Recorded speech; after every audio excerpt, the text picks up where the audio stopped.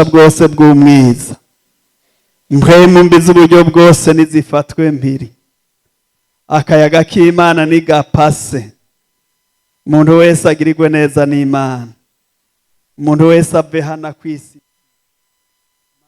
urakoze turagushimiye kubana natwe kandi kutugirira neza mu izina rya Yesu Kristo umugororotsi niho dusenze amen. Yesu nashimwe. Hano tubonye Hagari ngira muca mumwibuka yari umwe mu nshoreke za Sara muka Aburahamu. Hanyuma rero murazi ko bari basezeraniwe umwana w'umuhungu ariko igihe kiba kirekire Sara arata ivyizigiro. Hanyuma rero ikindi gihe agitaye ivyo vyizigiro aca yimvira ati kumbure Imana ntiyamusezeranye kuri jewe, ngo aca yimvira ati reka mfate imwe mu nshoreke zanje ndamushire mu kikiriza cya Aburahamu, hanyuma rero ngira ngo Imana izompezagirira kuri ubu impakana biciye kuri ubu. Hanyuma rero abikora kuno atora umwe rero n'uwitwa Hagari. Nagomba kuza kuri uwitwa Hagari yari umunyegiputa yakora kwa Aburahamu. Hanyuma rero aca abyara umwana yitwa Ishimayeli, muravyibuka. Ariko rero atarabyara na Ishimayeli ngo apfuye kubona gusa ko yibungenze ngo ashatangura nyene bwibone buramutera, ngo atangura kwibona, ngo atangura no gukengera inabuja Sara. Sara arabibona, hanyuma ndetse Sara aramwirukana. Aha rero yariko arakezera atabona iyajya n'iyajya. Yesu natugirire neza. Mugabo Imana yitwa ngo ndavyi, siko? Iyimbona. Mbe hari umuntu yitwa ndavyi hano? Nta muntu yitwa ndavyi. Hari uwo twigana yitwa ndavyi. Nta witwa Irambona wewe. Bariyo nagire gutya. None biraguteye isoni kwitwa Irambona. Barimwo ahubwo baricaranye hariya. Barimwo bashika batatu. Nagira sinzi. None murakora ibyaha. Murubahuka. Yesu natugirire neza. Imana itubona. Imana itugirire neza.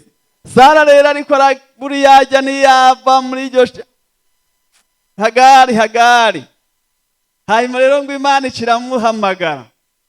Ti Hagari aho ukajya hehe? Ati mpunze mabuja. Ashamubwira ati subirayo rero narabonye ibyo wakoze. Uce bugufi imbere ya nyoko buca.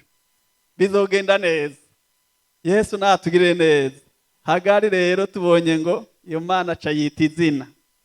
Yarazi ko atawubizi ariko ishisanga Imana yaragize yarabibonye. Hariho gakorasi bahora aririmba muri korale ya mbere kitwa ngo Imana yarabibonye. Ntawe ukibuka ibyo wakoreye mu gisagara, Imana yarabibonye. Ibyo wakoze winyegeje, Imana yarabibonye. Ibyo wakoze wihishije, Imana yarabibonye. Uhenza abantu nduhenza Imana. Wakoreye mu gisagara, Imana yarabibonye. Iyo wakoze winyegeje, Imana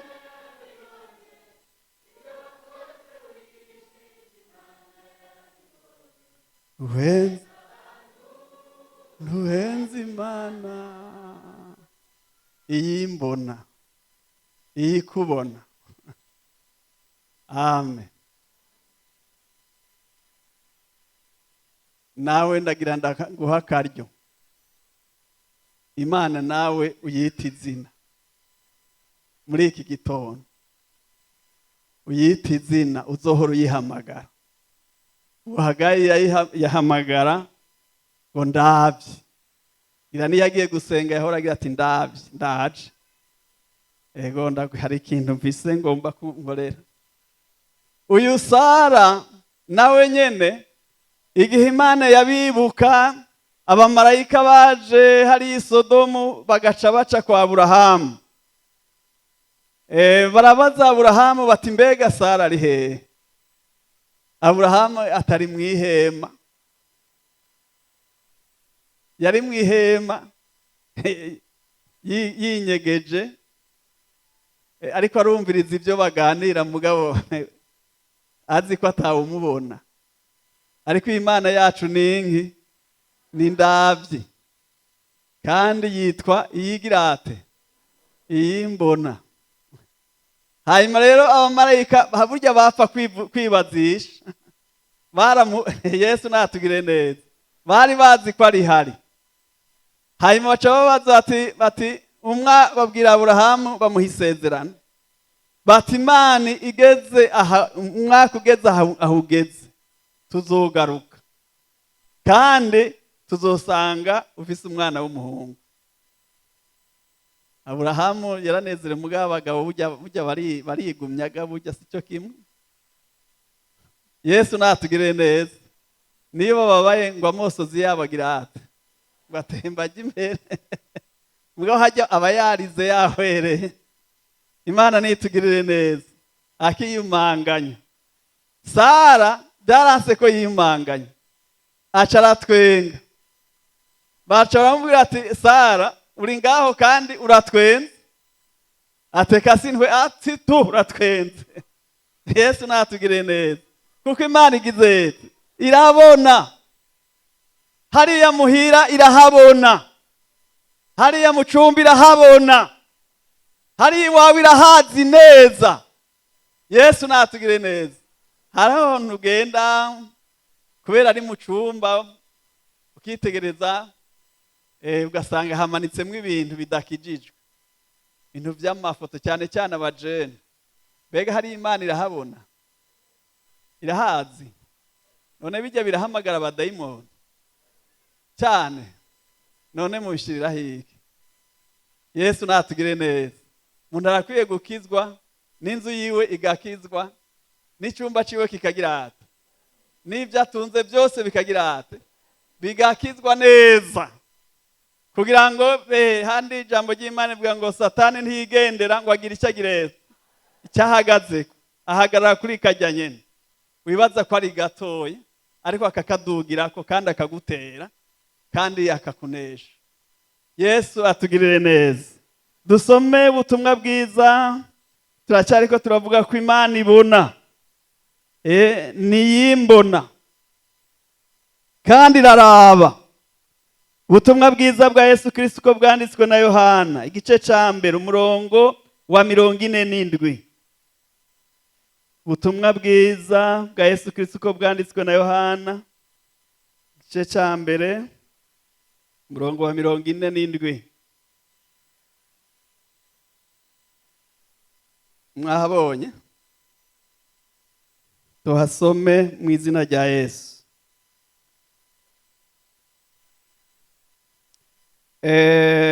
Turasoma havuga ngo mutwe w'amajambo uravuga ngo Filipo na Natanayeli bakurikira Yesu.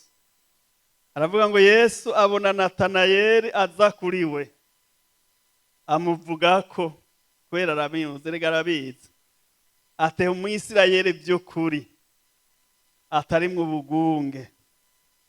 Natanayeli aramubaza ati wamenye hehe? Yesu aramwishura ati Filipo ataraguhamagara, aho wari munsi y'umusukoni nagize gute? Nakubonye. Natanayeli nawe aramwishura ati mwigisha, uri umwana w'Imana, ni wewe mwami w'Abisirayeli. Yesu aramwishura ati wijejwe nuko nkubwiye yuko nakubonye uri munsi y'umusukoni, uzobona ibiruta ibyo. Yesu natugirire neza. Ego ni inkuru twibukanije kuko twari dusanzwe tumaze kubisoma. Natanayeli Filipo amaze kumubwira ati twabonye Yesu, wa wundi Mose yandikako, wa wundi abavugishwa n'Imana bandikako, namubonye, ni Yesu w'i Nazareti mwene Yosefu. Natanayeli aramubwira ati nta ciza cova i Nazareti. Filipo aramubwira ati ngo nkwereke nuze urabe. Aca mujyana kwa Yesu. Yesu ngo amuravye aca muvugako, aravuga ngo nabonye umwisirayeli atari mwiki, atari mw'ubugunge. Ubusinzi wewe ingene Yesu akuvugako uno munsi, sinzi ingene bimeze, ariko byose Yesu arabizi. Ibyawe Yesu arabizi, ingene bipanze arabizi, ivyiyumviro vyawe arabizi, imigabo yawe Yesu arayizi, kuko byose arabibona. Aho ubaye arahazi, arahabona, ibyo ukora arabibona, ibyo umazemwo iminsi Yesu arabibona, ibikugoye Yesu arabibona, Yesu arabibona. Uyu aca avuga ngo wamenyeye hehe? Abaza Yesu. Yesu aca aramubwira ati hamwe wari muri kiriya munsi ya kirya giti cy'umusukoni, Filipo ataranaguhamagara, jewe nari nakubonye. Aca aratangara, aca arafukama ati mwigisha, by'ukuri uri umwana w'Imana. Hajya agombye kuvuga turi ndavyi kabisa. Wewe uri ndavyi. Wewe urabona kabisa. Yesu natugire neza. Imana irabona. Imana irabona. Ikindi gihe nari mfise urugendo, novuga misiyo yo kujya gukorera ruguru. Mugabo twari tugifise korale centrale, twari dufise amasengesho. Uwo munsi twari dufise amasengesho. Hanyuma rero ndaduga gukorera hariya i Bururi. Hanyuma rero abo twaduganye harimwo abantu benshi n'abazungu barimwo nyene. Hanyuma rero twakorana n'abantu bari baje gusuzuma ibikorwa twakora bavuye hariya muri FIDA. Hanyuma rero baca bashitse hariya, baca banze dufungure, tugiye kujya mu mihana. Dufunguye baca baragenda gufungura. Hanyuma nanjye nca ndirotira gatoyi, mfata umuduga nca ngenda ahantu munsi y'igiti, nca mba ndasenga. Mbaye ndasenga, nabo bahejeje gufungura baraca genda bafata indaro, bafata amahoteli igihe sinabimenya. Hanyuma rero bahejeje bafashe n'amahoteli bagiye, umuntu arantelefona ati turagiye. Nca ndabakwirikira ntazi ko bo bafashe amahoteli. Turakora tugera mwijoro, dutaha mwijoro. Dutashe mbona bashika bicokeza mu mahoteli. Nanjye sinari nasabye none ihoteli. Hariya ruguru haraho rero zikene iyo baronse abashitsi benshi. Ngaho ngiye kubaza bati ntahuzuye, aho nsubiye bati huzuye, aho nsubiye bati huzuye. Mbe ashandaraye mu muduga. Sinzige niyumviriye kuko je nari ahantu kwishuri Kiremba hariya misiyoni. Nibuka ko hariho jite yaho, ndireka ngene sabe hariya muri jite ndareho. Nca ndagenda nshitseyo, urabona hajya kwibarabara imbere y'urusengero. Nca mpura na pasiteri wa mbere nujya aheruka kwitahira, bari kumwe na pasiteri Salvatore ngaho. Hanyuma rero baca baranda bati ntamaki ko gati nje kurondera indaro bwanyiriye. Nti none naheruka hariho jite hajya ngira mbaze ko shobora kuronka indaro. Chambira ati ngo tubanze duca ahantu ducane muhira, tuca tugaruka indaro ntubura. Tuca turagenda muhira rero. Ibikurikira ucu byumva. Naho ntorinda kubivuga. Hanyuma rero tugarutse duca dusanga bari bafise abashitsi abapasitori 50, bamwe bavuye i Kongo abandi bavuye mu Rwanda. Hanyuma rero aho twagarutse hageze gufungura ari nka hafi saa 2, saa 1:30, saa 2. Hanyuma rero bacanca ndagenda baca banshikano hano muri bano bapasitori 50. Shandica Yesu nashimwe. Ego yagihe sinari na mwarimu iraho umuntu yogira ati ni mitende. Hanyuma rero ubwoba buranyica behasha none genge, kuko aho hantu abantu batuserva bari abapasitori n'abadamu b'abapasiteri, nta n'umuvugabutumwa nahabonye. Eka ca wibaza nanjye none wumva utogira isoni. Yesu natugire neza. Ndabiryana isoni nyinshi gose. Mugabo urabona baca bakwankuraje batigira nta ngorane. Nanjye ntindabirya pe. None rega Imana ikugiriye buntu nyene. Rega si ivyo gusa n'ibindi tuzobirya. Rega twe twaratoranijwe. Turabana b'Imana. Tuzoba turabami n'abaki n'abaherezi buhora. None ntituzobiryako. Yesu natugire neza. So kubitegura gusa no kubiryako tuzogira tuzobiryako. Ni intango gusa. Mugabo nahagiriye ubwoba aho hantu.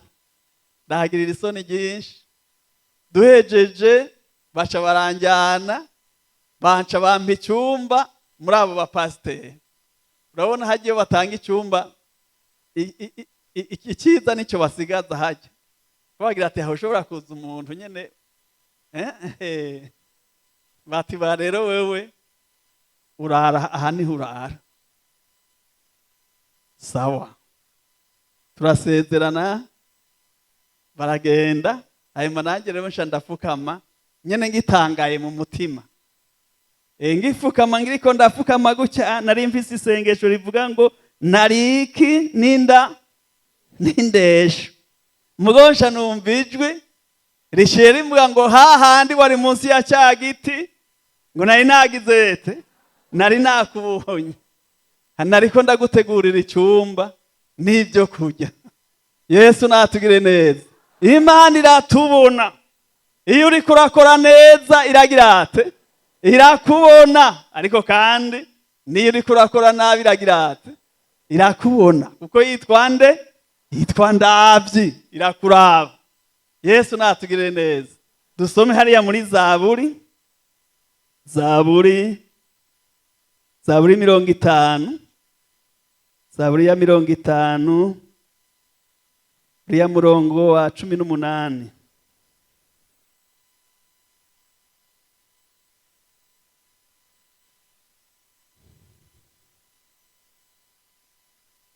Mwabonye ni urupapuro rw'amajana 647.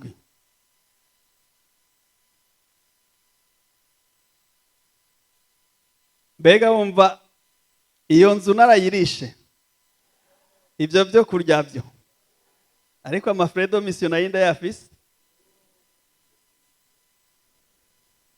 Yesu natugire neza. 18.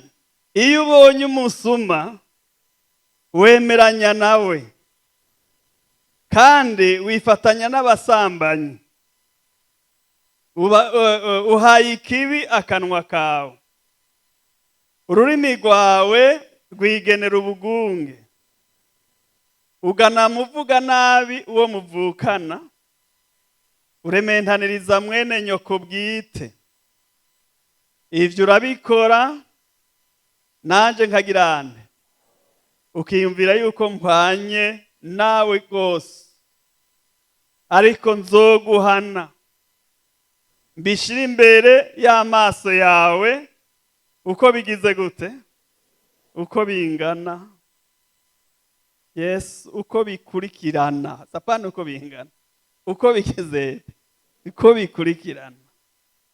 Yesu natugire neza. Urabona niri jambo nagomba ngo uko bikurikirana. Burya Yesu murazi ko ari we mucamanza Imana yerekanye kamushingira n'indahe mu kumuzura mu bapfuye, niho azoca imanza z'abariho n'abapfuye. Nariko nimvira nti ntibizomugora kweri, none ko byose yabifashe. Murabona ifilime kuva ukiri muto kamera iri kwirakuraba,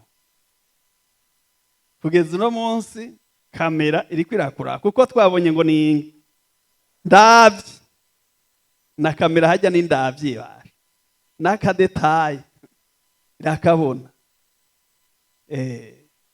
Ariko iyo ufukamye ukaturuka kihana gica gifutika icyo ndikirimo. Kandi ngo ivyo twakoreye mu butamenya Imana yaragize ete, ariko igera ko aho kimenyeye hose ucugira ati ucihana. Hanyuma rero izokwereka iyo filime, ikweretse iyo filime witegereze. Kera hariho akaganiro bahora bagenda bagafilima umuntu, hariho basanga bafilima umuntu ariko yihagarika kwibarabara, bagaca bicisha muri televiziyo. Baca babona ko atari byiza, baca barabireka. N'ahandi barashobora kurikirana umuntu basha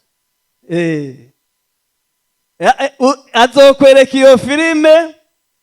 Nico gituma Bibiliya ivuga ngo azobarobanura ngo nk'uko impene, ngo nk'umwungere arobanura impene mu ntama. Mubona bigoye birasa? Oya, urabe iyo filime uhejeje, hazoba hari imiryango ibiri, uyu n'uriya. None azorinda hari ikindi, none tuzoca umenya tugiye bashagiye iwanje nahavuremo. Yesu natugire neza. Siko twumvise arabwira ati giye mugombye guharira azoca gura Yesu nigeze ndakumenya. Siko twumvise. Yesu natugirire neza. Uno munsi rero uvuga ngo urabikora, ukongera ukabikora, ugashishikara n'ijambo ry'Imana rikabivuga ugashishikara, ngo nanje nkagira ate ngahora, ngo ariko ngo nzobicisha imbere y'amaso yawe bingahe byose uko bikurikirana. Imana nitugirire neza. Ni umuririmbyi yavuze ngo ivyo wakoreye hariya mu gisagara, ngo ivyo Imana irazi na hariya tubaye. Reka tubisome hariya mu Vyakozwe n'Intumwa 10, hariya kwa Koroneli, Vyakozwe n'Intumwa 10 umurongo wa 5 n'uwa 6. Tubanze turabe ko na hariya muri quartier Imana ihaze, hariya muri quartier Imana irahaze aho ubaye, kandi n'ababanyi mubana Imana irabazi, n'ingene mubanye Imana irabizi. ahandi woza hano ngo ugire ngo Imana ntakitazi, kuko ni ndavyi. Mwahabonye? Dusome mu izina rya Yesu 10:5. None rero tuma abantu Iyopa, utumwe ko umuntu yitwa Simoni, ari we Petero, asembereye kwande kwa Simoni nyene umuhazi wiki. Umva atazi icyo ukora, urugo rwiwe ruri ruhande yiki. Amen. Ego nayo majambo y'Imana. Aha kwa Kornelio bariko barasenga, ngo ari kumwe n'inshuti n'ababanyi, ngira ngo n'aba mu rugo bose barahantu bariko barasenga. Mbega Imana abantu bariko barasengera babona, ikumva n'ibyo basenga. N'uwapfuye kwinjira atejejwe ikamubona, wisutsemwo atazi ibyo ari byo. Imana nitugirire neza. Hanyuma rero ica ituma abamarayika, marayika caraza cababwira ngo ubuntu bwawe, ngo no gusenga kwawe ngo vyaduze, ngo birashika mu ijuru. Yesu natugirire neza. None rero shamubwira ngo tumako umuntu yitwa Simoni, wumva itatuzi izina, yambwiye ngo aranzi izina, yambwiye ngo aranzi izina, nanje ndindiriye kuzomubona. Yambwiye ngo aranzi izina, yambariye kwanza izina, nanje ndindiriye kuzomubona, ndindiriye kuzomubona, ndindiriye kuzomubona. Yambwiye kwanza izina, yambariye kwanza izina, nanje ndindiriye kuzomubona. Tumako umugabo yitwa nde? Yitwa Simoni. Asembereye. Rega Imana irazi kusembereye canke kuba muri gwawe. Yesu nashimwe. We Simoni rero yarasembereye. None hari ikibazo? Imana ntiyayimuzi none. Nawe usembereye Imana iramuzi. Yesu nashimwe. Asembereye kwa Simoni wundi. Erega n'igikorwa ukorera kiza. Simoni ngo yarumuki. Umuhazi wiki. None ico n'akazi gakaze gose. Na gatoya arakazi. Ariko ukanezerererwa. Kubera Imana igize ikazi kandi ugashimira Imana. Yesu natugire neza. Kandi ugatangire n'ikigira 10 nahari gatoya. Erega arabaca bayekengera ngo none no kubaha ukayabrema. Goca abantu wenga bayanditse hariya mu gitabo. Amahera 10. None ko yaguhaye 100. Ugomba kwake 90. Iwe yikwaka 10 gusa. Umunsi yaguhaye miliyoni uzotanga 1000. Mugabo yaguhaye 100. Ejo izokongera. Yesu natugire neza. Yari umuhazi w'Isaka. Kandi abahantu mu gisagara n'igisagara Imana irakiza. Ahantu ngo iruhande y'ikiyaga. Yesu natugire neza. Imana irazi naho ubaye yewe hagenekereza ikahashika ikagusangaho ikaguhezagira ikakugirira neza. Kuko iraza huwa. Irazi n'icyo ukora. Imana nitugirire neza. Imana irakuzi. Rero kwakuzi urindire kuzoyibona. Imana nitugirire neza.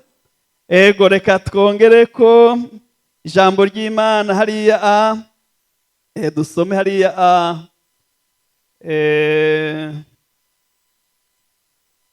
Abami ba kabiri. Abami ba kabiri. Abami ba kabiri igice 8. Abami ba kabiri igice 8. Dusoma ujya murongo wa 11 na 12.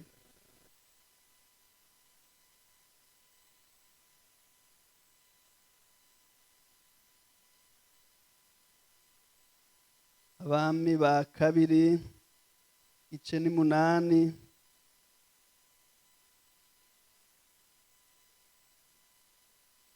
Murongo wa 10 na 1. Turamanuka dushike kuri 14. Ndasoma mu izina rya Yesu. Araheza amushinga ijisho kugezaho Hazayeli yagiriye iki? Yagiriye isoni. Narondera kamushinga ijisho. Uwo muntu w'Imana arahava ararira. Maze Hazayeli aramubaza aturizwa n'iki ga mugenzi? Aramwishura ati nuko mbona ibibi uzogirira abisirayeli, amaboma yabo uzoyatongoza umuriro, n'abasore babo uzobicisha inkota, utuyoya twabo uzotumenagura, abagore babo bafise inda uzobafomoza. Hazayeli aramwishura ati mbega nkanje muntu w'imbwa n'inda n'indesho ndi uwo gukora ibikomeye bene ibyo? Elisa aramwishura ati Uhoraho yanyeretse ko uzoba umwami w'i Siriya. Naho twogeza Yesu natugirire neza. Iki ni gihe umwami yitwa Beni Hadadi muri Siriya yaragwaye agera kure, hanyuma rero aca yumva ko umukozi w'Imana Elisa yaje muri icyo gihugu, aca atuma icegera ciwe cyitwa Hazayeli, amutuma kugira ngo aze kumubariza umukozi w'Imana ko iyo ngwara izokira. Hazayeli rero acagenda kwa Elisa agiye kumubaza ko Beni Hadadi azokira. Aja azanye ibintu vy'ingemu nyene amugemuriye. Hanyuma rero turabonye ngo ashitse kwa Elisa aramubwira ati umwami arantumye ngo nze ndakubaze mbega ubona irya ngwara izomuhitana canke azokira? Yesu natugirire neza, aramubwira ati azokira, ariko mbonye kandi ko azopfa, ko azocapfa. Ingwara ntizomwica, ariko mbonye. Acaguma yitegereza, Elisa aguma yitegereza Hazayeli, amwitegereza. Erega n'indavye Imana irakwitegereza, gace gusomamwo ibintu vyinshi, gace ibona imigabo yawe, kabona ivyiyumviro wiyumvira, maproje yawe, ingene uriko urahiga kwihora mwene data, ingene ari mwitegereza, amubonamwo ibibi byinshi mu mutima azokora, ingene azogirira nabi Abisirayeli niyo yagera kuba umwami w'i Siriya, ingene azotera intambara igisagara akagisangangura, ingene imisoro azoyicisha inkota, ingene abavyeyi, ingene abana, ivyose aravyitegereza, acararira. Mukozi w'Imana acararira, arijijwe n'iki? N'ibibi ariko arasoma muri Hazayeli. Hazayeli nawe aramwitegera ati aturizwa n'iki ga mukozi w'Imana? Ati mbonye ibibi aca nawe ati ibintu bikomeye gutyo nobikora gute n'inda n'indesho? Ati nabonye uzoba ukomeye, uzoba umwami w'Abisirayeli. Yesu natugire neza. Imana iri kwirakuraba, kuko yega ijambo ry'Imana ivuga ngo je sindaba nk'uko abantu baraba. Ngo abantu baraba hehe? Ibi ariko ngo je ndaba kure, ngo hehe? Hariya mu mutima. Niko Imana yabwiye Dawidi, nje ndarabana hariya mu mutima. Imana iri kuraraba mu mutima wawe, ibona yiki? Ibona bimeze gute? Irarira canke iranezerewe? Umukozi w'Imana ngo acararira. Hari n'ahandi havuga ngo Yesu ararira. Erega Yesu haraharira. None muntu yarakogeje, arakuhagira neza, akuhagiza amaraso yiwe, agusiga amavuta, arakwambika. Umuririmbyi yavuze ngo umwambaro wanje n'amaraso ya Yesu, nawe urasezerana ko uzomukorera mpaka, ariko aravye ibyo urimwo ubu ararira. Kandi hasomye ngo igihe cya Nowa ngo Imana iravye ibintu ngo iricuza ikintu yabaremeye. Aho Yesu yicuza ivyo yagukoreye, imibabaro yabaye ku musaraba ku bwawe, akumva aricujije. Imana nitugira akumva ararira. Imana irarira kubera wewe kugira kuraba. Yitwa ndavyi, yitwa imbona. Kindi gihe umukozi w'Imana, Bibiliya ivuga ngo ni Umusamariyakazi, yari inyegeza agakora ibintu yinyegeje rwose, no kujya kuvoma yahengera abantu nyene baruhutse. Abantu ari bake mu gisagara akaba ari hagenda kuvoma. Mugabo ikindi gihe aca hahurira na Yesu. Imana igize ite yitwa ndavyi, yitwa ngwiyimbona, ngo aganira nayo. Hanyuma rero ngiye mu nshamake ngo ikimubwira ibyo yakoze byose. Aca ngo n'umubindi yasizaho, atangaye imubwiye ibyo yakoze byose. Aca yiruka mu gisagara ngo nimuze murabe ngo umuntu ambwiye ngo ibyo nakoze byose ari ubwa mbere tuhura. Naho utarayibona iyo irakubona. Yesu natugire neza. Uwundi muntu yitwa Zakayo ngo yaraho. Mugabo Imana harahitangurika kubwira mu mutima, ikatuma murindi yavuze ngo maze Imana irandaba ndi muri ivyo bibi, iraturaba. Ngo ishituma mpwemu yera mu mutima wanje. Ngo kubera mpwemu yera nca ndamenya ko nacumuye. Arumva ijwi rikubwira ati ibyo none ibyo.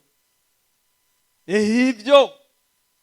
Pawulo niyo cyo ituma yamavuga ngo nama numviriza mu mutima, fatajwi rigirate rinyagiriza ikibi. Guko niko nama nkora, sinzi ko nawe ari kukora. Ariko rero ngo araho ngo yumva biramuremereye, aravuga ati ibintu n'ukuri ndabifise, mugabo ukuntu nabironse niho harakabaza. Ngo acara bifuza ati cyomba nkabona Yesu, ko numva bavuga ko yavuye mu ijuru nkamubaza. Ngo ashayurira igiti ajya hejuru. Yesu ngo acacaho nyene, yarazi ko atinze kumuraba, ngo yagomba kuraba Yesu yibere mu giti. Yesu natugire neza. Ego sinzi wakise ati hariho umuntu yaratunze akagira amahera menshi, hanyuma rero ngo yafata umunsi wo kuyanikira mu kwezi. Najyanye amahera muri banki nti none ndabazaniye 10,000 10,000. None ko mbona muri ko murashwana n'abantu ngo kubera mu bahamiro iza 2 n'iza 10. Ahubwo ndayasubije muhira, none ndabaha za 10 ejo nzoze muce mumpiza 1,000. Bateka bate abayabika muhira hajyo baba bafise coffre fort. Batudafise coffre fort yocabora. Ati nabafise coffre fort haraho bazana kubera ifira ugaharura, bijya byo guharura bikanga. Ati ndetse niyo ucishije mu mashini bayifira ntibituruna. Yesu natugirire neza. Nyamuntu rero yabika muhiro nta coffre fort yari afise. Hanyuma rero agaca afata umunsi wo kuyanikira, hari kera. Yarakunda muhera cyane ku buryo atayajyana muri banki, yaratinya ati bohava bayantwara. Agaca yabika muhira. Sinzi ko yabika ku rusenge n'ingene byagenda. Mugabo yari afise umunsi umwe mu kwezi wo kuyanikira, kujya banikira impeke. Hanyuma rero kindi gihe mu kuyanikira urumva yaca birukana bose, madamu n'abana. Uyu munsi bacagira genda mutembere mugaruke ku mugoroba kugira ntibayabone. Mugabo mu mwana umwe aribaza ati bashe ibintu papa yamagira misi rimwe mu kwezi akatwirukana burya nibiki. Ati je numva ngomba kubirama. Ngo acayurira mu giti cy'imicungwe sinzi igiti cyari kifise amababi menshi cyari mu kigo. Acaragenda atunayo. Hanyuma rero acarabizana aranikira, nawe aguma muraba. Sinzi gana kubise mu nzu namba ari kunywa amazi, acarabyegerana arayora ko ariruka aca gikoni. Yesu natugire neza. Imana iragira ati irabona Yesu natugire neza. Eragira ahantu hejuru. Bibiri vuga ngo ijuru ngo niyo ntebe yayo. Yesu natugire neza. Ngo isi nayo ngo ni ndava y'ibirenge byayo. Iri hejuru. Igatuma ijisho siko twabonye. Ngo igatuma ijisho ikaraba. Imana nitugirire neza. Hanyuma rero yaratunze rero sinzi ko yayanikira sinzi ngene byagenda. Hanyuma rero ngo ariko ku giti hejuru. Yesu acacaho nyene. Hanyuma rero ashitse aho munsi ya cya giti. Asharamuhamagara. Ati Lazaro. Zakayo, ati Zakayo. Atururuka kuno munsi nkwiye kurari wawe. Zakayo ati n'izina rarizi. Mbega igi wawe ararizi. Yesu natugire neza. Igi wawe ararizi. None witwa nde? Witwa nde? Erega hariho yabaje ngo witwa nde none. Ashavuga ngo nitwa Yakobo. Wewe witwa umubeshi. Witwa igisuma. Yakobo byasigura ngo igisuma. Ko yaciye muhindurira, ko yabyemeye, ikimwita nde? Ikimwita Isirayeli. Wewe witwa Isirayeli cyangwa witwa Yakobo? Yesu natugire neza. Ati Zakayo. Bashati basho mu ntanzi zina. Ubwo nibindi yabibonye. Yesu nadufashe cyane. Kuko uwo mugabo yitwa Iyimbona kweri. Ubwo yabibonye byose. Kandi yabonye niyo byavuye. Ati ikintu rero nokora. Ati nkwiye kumwitanga. Ngamubwira byose. Ninde yumva yo mwitanga? Turagomba dusenga Imana. Ninde avuga ati jewe ndumva no mwitanga taraza. Erega azoza. Yesu nadufashe. Azoza. Kandi mukundwa ntuzugwe ku birenge bya Yesu. Bibiri bivuga ngo hahigwa abaririra ku birenge byande bya Yesu. Harya uririra ntuzuhagwe kuri bijya birenge bya Yesu. Reka dusome duce turangiza. Na hanyuma dusoma. Aha ibyakozwe n'intumwa. Ibyakozwe n'intumwa ni igice cya 5. Duca turangiza dusubira. Byakozwe n'intumwa 5. Hahigwa abarerera ku birenge bya Yesu, bazohanagurwa amarira n'ibiganza bya Yesu. Hahigwa abaririra ku birenge bya Yesu, bazohanagurwa amarira n'ibiganza bya Yesu. Mwabonye byakozwe n'intumwa 5. Ni inkuru ya Ananiya nande na Safira. Dusome. Kandi hari umugabo yitwa Ananiya, agura ishamvu afatanije n'umugore wiwe Safira, yisigariza ku biguzi byayo. Umugore wiwe abizi, azana ikigabane agishira imbere y'ibirenge by'intumwa. Petero aramubaza ati Ananiya, niki gitumye Satani yuzuza umutima wawe guhenda nde? Guhenda mpwemu yera, ukisigariza ku biguzi by'itongo, niko twovuga. Ukiyifise ntiyari yawe, kandi umaze kuyigura ibiguzi byayo ntuba warabikoze uko ugomba. Niki cyatumye wigira ingingo mu mutima wawe gukora utyo? Si abantu uhenze, Imana niyo ugizete, niyo uhenze. Ananiya yumvise ayo majambo agwa bukumbi. abavyumvise bose baterwa n'ubwoba bwinshi. Imisoro iva hasi iramutekera, iramujana, iramugira ate, iramuhamba. Hahise nk'isaha zitatu umugore wiwe arinjira atazi ibyabaye. Petero aramubaza ati mbarira, mbega ishamvu mwayiguze ayo nyene? Aramwishura tegome nayo. Petero aramubaza niki gitumye muhuza inama kugerageza mpwemu w'umwami Imana? Ehe ibirenge by'abahejeje guhamba umugabo wawe biri ku rugi, nawe birakujana. Uwo mwanya agwa imbere y'ibirenge by'ubukumbi. Ya misore yinjira isanga amaze guhera, iramujana imuhamba iruhande y'umugabo wiwe. Ishengero ryose n'ababyumvise bose bategwa n'ubwoba bwinshi. Umwami Yesu natugirire neza.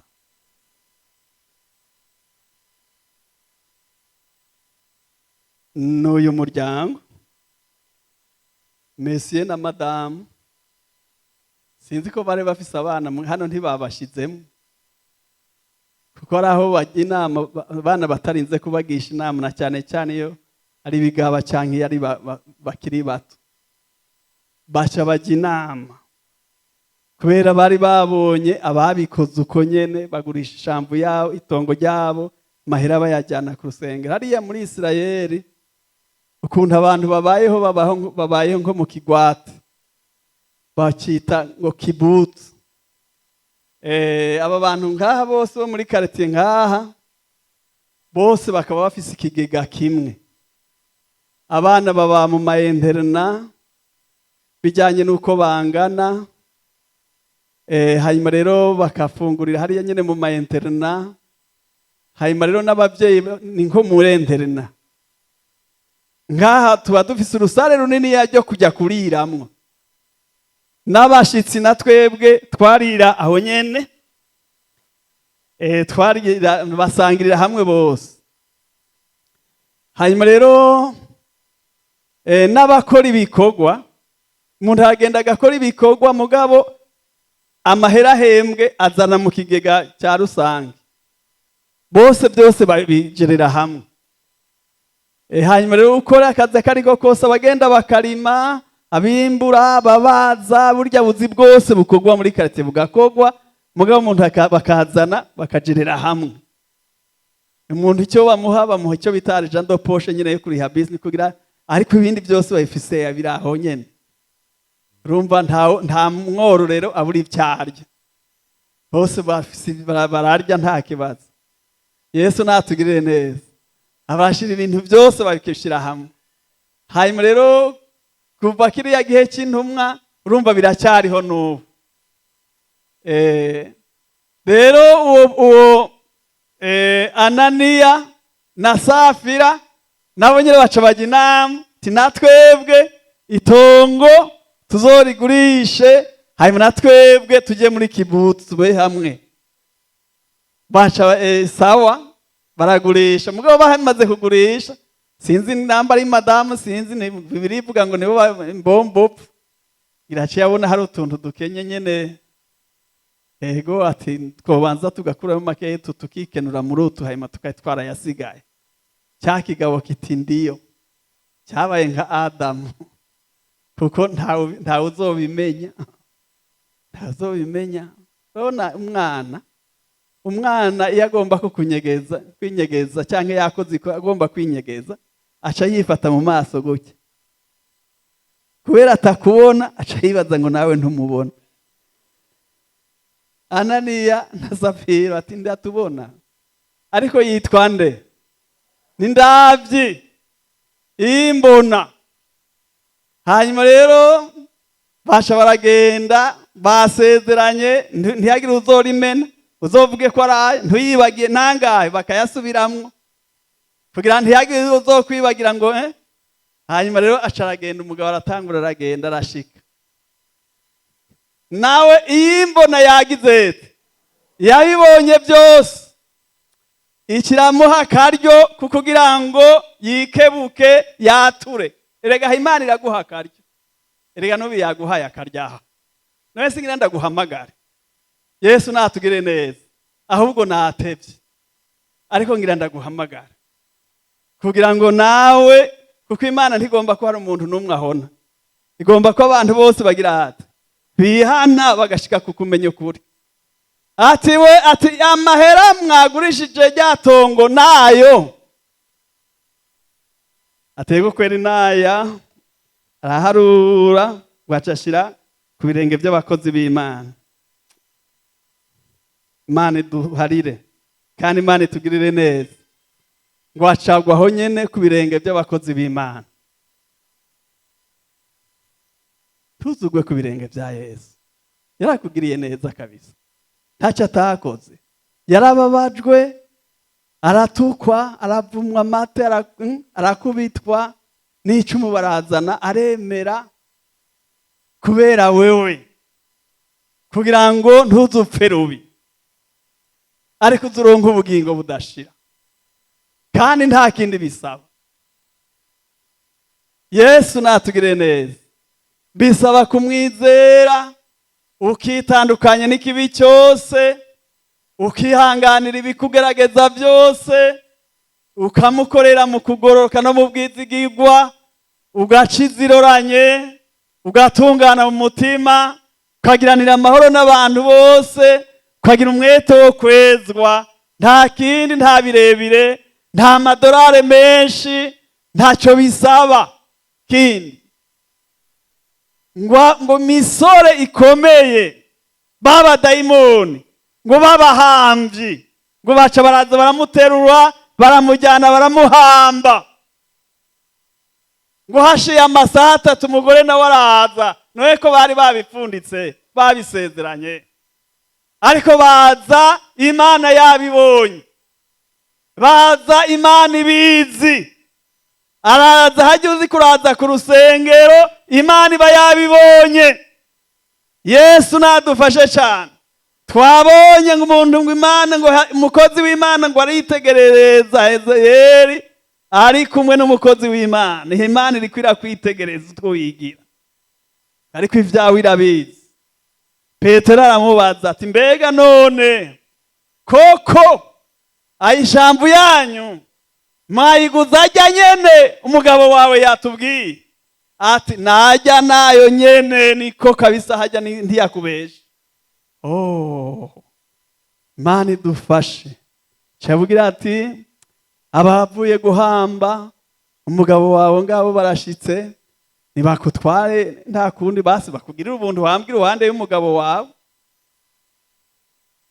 Nicyo gusa yagiriwe ko neza, yahambira uruhande ya Mesi. Bibisa birasabirana. Yesu natugirire neza, tunamika amaso yacu, tugomba dusenga Imana, tugomba dusenga Imana. Umuntu niwe nisuzume, kuko niwe yiyizi. Ivyo uzi Imana irabizi, n'ivyo unyegeza Imana irabizi. Ariko ni nyabuntu, iragomba kukugirira neza, yagabiye kukugirira neza, iragomba kukugirira imbabazi kugira ngo ntuzugwe ku birenge bya Yesu. Warahafukamye usenga, waramenye Imana nyamana, warahawe ubugingo budashira muri wewe. Imana yarakugiriye neza, urayimenya. Si bose bazi Imana, hariho abifuza gukizwa bikabananira, ariko wewe warakijijwe, kandi hari ibyo wasezeraniye Yesu kuzomukorera. Haleluya. Imana iragomba kukugirira neza mukundwa, nturabe amaso y'abantu. Ibuka ingene uzohagarara imbere ya Kristo, ukabazwa ingene wakoresheje ubu buntu. Paulo yavugishijwe ngo ngo ntitubuhererwe gupfa ubusa. Ntupfushe ubusa ubu buntu Imana yakugiriye, izi mbabazi Imana yakugiriye, mukundwa, ntubifate ibyoroshe, ntubifate ibisanzwe, ibisi bisanzwe. Muririmbyi yavuze ngo suko nari mwiza habe namba, yavuze ngo n'ubuntu bwa Yesu, ubuntu bwa Yesu, iyi mibabaro ya Yesu, uku kwitanga kwa Yesu, uru rupfu rwa Yesu, uku kuzuka kwa Yesu, uku kugaruka kwa Yesu, ntubifate ibisanzwe mukundwa w'Imana. Haleluya! Ca bugufi, Imana ikugirira imbabazi. Bwira Imana uti mbabarira sinzosubira.